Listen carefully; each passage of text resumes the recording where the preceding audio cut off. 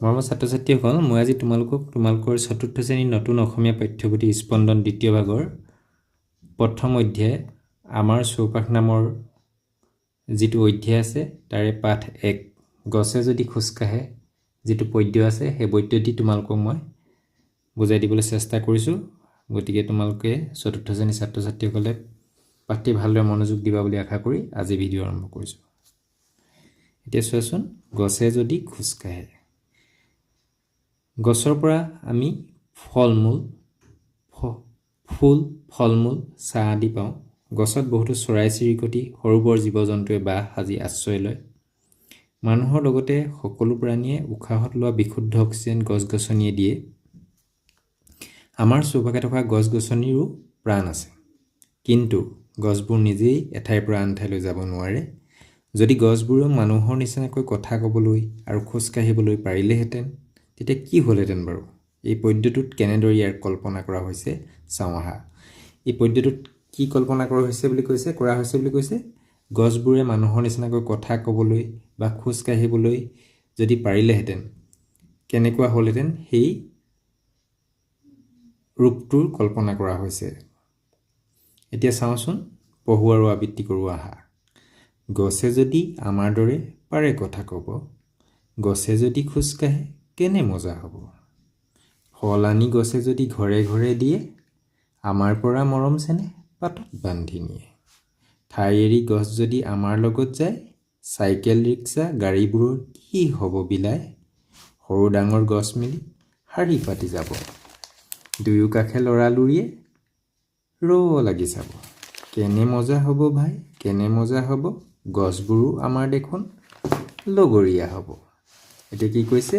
গছে যদি আমাৰ দৰে পাৰে কথা ক'ব, গছে আমাৰ দৰে যদি কথা ক'ব পাৰে, গছে যদি খোজ কাঢ়ে কেনে মজা হ'ব বুলি কৈছে।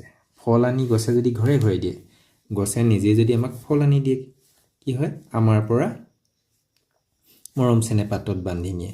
যদি গছে আমাক ফল দিয়ে ঘৰত আহি, তেতিয়া আমি মৰম চেনেহ পাতত বান্ধি দিম বুলি কৈছে। ঠাই এৰি গছ যদি আমাৰ লগত যায়, গছে যদি কি কৈছে? ঠাই এৰি আমাৰ লগত যায়, তেতিয়া কি হয়? চাইকেল ৰিক্সা গাড়ীবোৰৰ কি হ'ব বোলে। তেতিয়া চাইকেল ৰিক্সাবিলাক মানে অসুবিধা হ'ব, সেইটো কথা কৈছে। সৰু ডাঙৰ গছ মিলি শাৰী পাতি যাব, দুয়ো কাষে লৰালৰিয়ে লাগি চাব। সৰু ডাঙৰ গছবিলাকে যেতিয়া লাগি শাৰী পাতি যাব, তেতিয়া কি হয়? লৰালৰিবিলাকে লাগি চাব বুলি কৈছে। কেনে মজা হ'ব ভাই, কেনে মজা হ'ব, গছবোৰো আমাৰ দেখোন লগৰীয়া হ'ব। খুব মজা হ'ব বুলি কৈছে। আৰু কাৰণ গছবোৰ যেতিয়া আমাৰ লগত যাব, আমাৰ লগৰীয়া হ'ব বুলি কল্পনা কৰা হৈছে। নিশ্চয় তোমালোকে পদ্যটো বুজি পাইছা। 1 নম্বৰ কি দিছে এতিয়া?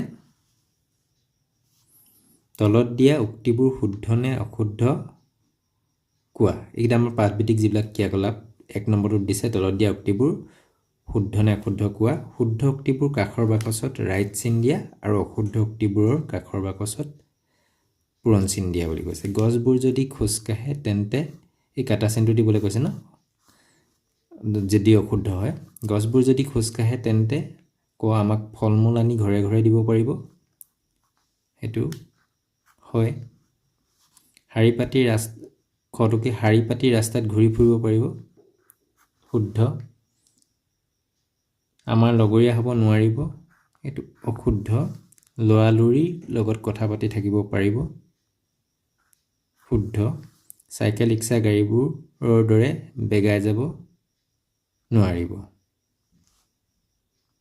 কাৰণ চকা নাই, শুদ্ধ।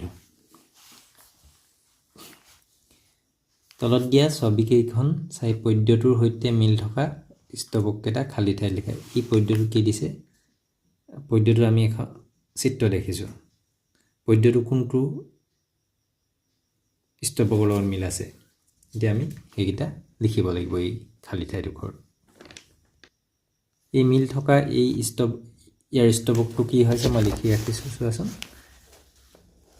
ঠাই এৰি গছ যদি আমাৰ লগত যায়, চাইকেল ৰিক্সা গাড়ীবোৰৰ কি হ'ব বিলাই। এইটো ষ্টপকৰ লগত মিল আছে। তাৰপিছত ইয়াত ফল দিয়া দেখাইছে গছে।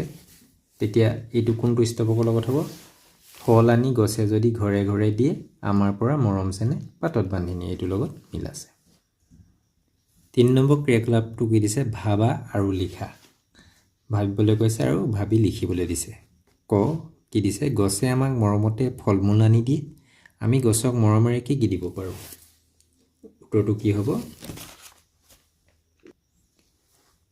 গছৰ সুস্বাস্থ্য আৰু বৃদ্ধিৰ বাবে আমি নিয়মিত পানী জৈৱিক সাৰ আৰু প্ৰয়োজন অনুসৰি পোক-পতংগ প্ৰতিৰোধক ব্যৱস্থা দিব পাৰো যদি গছে আমাক মৰমত ফলমূল আনি দিয়ে আমি গছৰ সুস্বাস্থ্য আৰু বৃদ্ধিৰ বাবে মানে বৃদ্ধিৰ বাবে আমি নিয়মিত পানী জৈৱিক সাৰ আৰু প্ৰয়োজন অনুসৰি পোক-পতংগ প্ৰতিৰোধক ব্যৱস্থা দিব পাৰো তাৰ পিছৰটো কি দিছে সাইকেল ৰিক্সা গাড়ীবোৰ যদি নাথাকিলেহেঁতেন আৰু গছ-গছনিবোৰ যদি খোজ কাঢ়িব পাৰিলেহেঁতেন তেতিয়া আমাৰ কি কি সুবিধা বা অসুবিধা হ'লহেঁতেন উত্তৰটো কেনেধৰণে লিখিব লাগিব সাইকেল ৰিক্সা গাড়ীবোৰ যদি নাথাকিলেহেঁতেন তেতিয়া আমাৰ এঠাইৰ পৰা আন ঠাইলৈ যাবলৈ অসুবিধা হ'লহেঁতেন কিন্তু গাড়ীবোৰ নাথাকিলে আমি পৰিৱেশ প্ৰদূষণৰ পৰা অলপ হ'লেও সকাহ পালোহেঁতেন আনহাতে হাবিৰি গছবোৰ খোজ কঢ়া হ'লে আমি গছত উঠি এঠাইৰ পৰা আন ঠাইলৈ যাব পাৰিলোহেঁতেন এইটো সুবিধা কিন্তু গছ-গছনিবোৰে খোজ কাঢ়িলে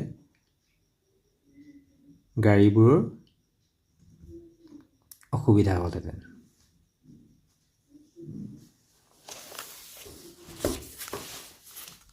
গটো দিছে কি গছক তোমালোকে লগৰীয়া কৰিবা আৰু কিয় কৰিবা এইটো তোমালোকে কোনবিলাক গছক ভাল পোৱা সেইবিলাকক লগৰীয়া কৰিবা নিজে লিখিবা আৰু কিয় কৰিবা তাৰ বিষয়ে লিখিবা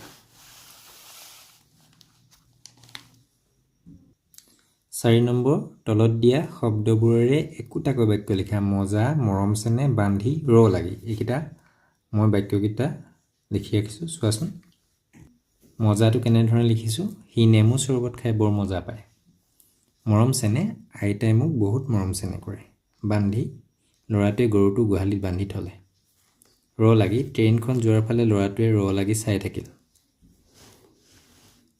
5 নম্বৰ যিটো ক্ৰিয়াকলাপ দিছে কি দিছে তলত দিয়া ছবি দুখন চাই কাষৰ স্তৱক দুটা সম্পূৰ্ণ কৰা তলত দিয়া এই দুখন ছবি দিছে এই ছবি দুখন চাই আমি স্তৱক এটা সম্পূৰ্ণ কৰিব লাগে হাবি এৰি বাঘ যদি বজাৰলৈ যায় কেনেধৰণে লিখিবলৈ তাৰ পিছত বজাৰলৈ যোৱা মানুহবোৰৰ কি হ'ব বিলাই বজাৰলৈ যোৱা মানুহবোৰ কি হ'ব বিলাই তোমালোকে নিজে ভাবি বেলেগকেও লিখিব পাৰা তাৰ পিছত বান্দৰবোৰে ভাত ৰান্ধি উদৰ পৰাই খালে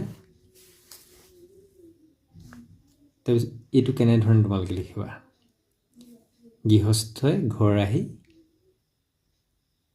হাবাথুৰি খালে এনেধৰণে তোমালোকে নিজেই ভাবি লিখিবলৈ যত্ন কৰিবা 6 নম্বৰ যিটো ক্ৰিয়াকলাপ দিছে এইটো কি দিছে তলত 6 ক তলত দিয়া ধাৰণা চিত্ৰখন সম্পূৰ্ণ কৰা কাগজ গছৰ পৰা আমি কি পাওঁ কাগজ আৰু বনৌষধটো দিয়া আছে আৰু কি পাওঁ মই তোমালোকক লিখি দিছো চোৱাচোন কেনেধৰণে লিখিছো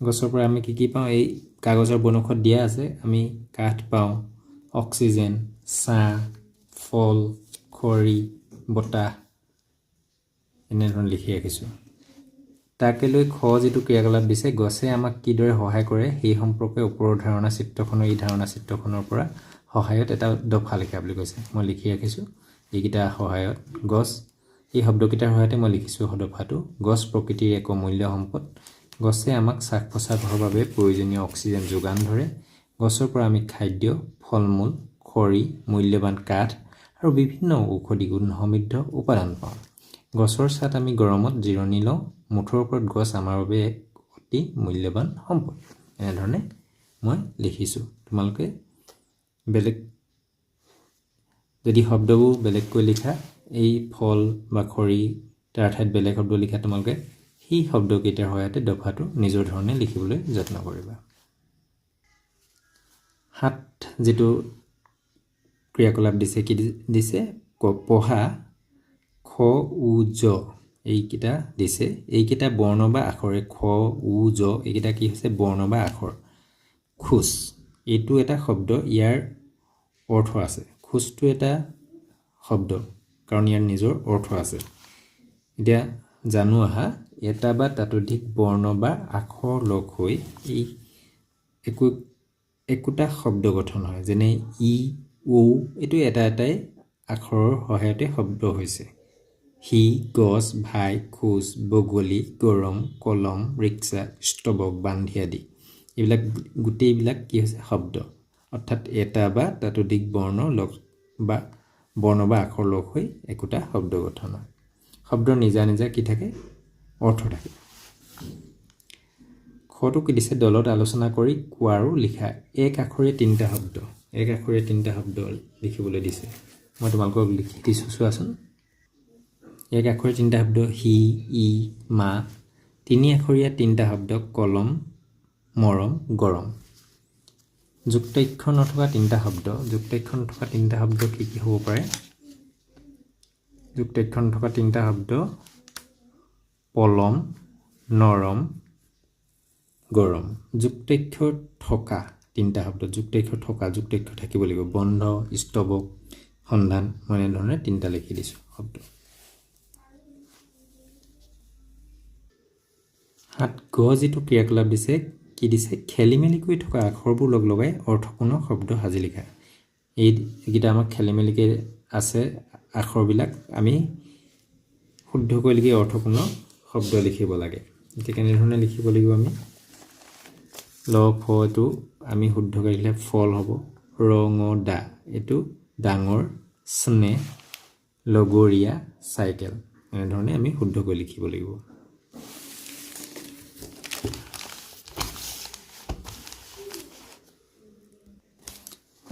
ক যিটো ক্ৰিয়াকলাপ দিছে তলত দিয়া পদ্য দুভাগেৰ বান্ধি আৰু ৰিক্সা শব্দটো তাত থকা যুক্তাক্ষৰ দুটা কেনেদৰে গঠন হৈছে চাওঁ আহা কি হয় কোনকেইটা শব্দ বান্ধি আৰু ৰিক্সা এটা যুক্তাক্ষৰযুক্ত শব্দ এতিয়া চাওঁচোন আমাৰ পৰা মৰম চেনেহ পাতত বান্ধি নিয়ে বান্ধি নৈধন্য যুক্তাক্ষৰ আছে এই শব্দটোত দন্তীয় নৰ লগত দন্তীয় ধ যোগ হৈছে আৰু নৈধন্য যুক্তাক্ষৰটো গঠন হৈছে চাইকেল ৰিক্সা গাড়ীবোৰ কি হ'ব বিলা ৰিক্সাটোত ক এইটো ক আৰু হ লগ লাগি যিটো যুক্তাক্ষৰ সেইটো ক যোগ দন্তীয় হ সেইটো এই ৰিক্সা শব্দটোত আছে তাৰপিছত খ এই 8 নম্বৰ খ যিটো ক্ৰিয়াকলাপ দিছে এইটো কি দিছে নৈধন্য থকা তিনিটা শব্দ লিখা আৰু গটো দিছে ক লগত দন্তীয় হ যোগ হৈ যিটো যুক্তাক্ষৰ সেইটো লগ লগাই তিনিটা শব্দ লিখিবলৈ দিছে এতিয়া চোৱা কেনেধৰণে হ'ব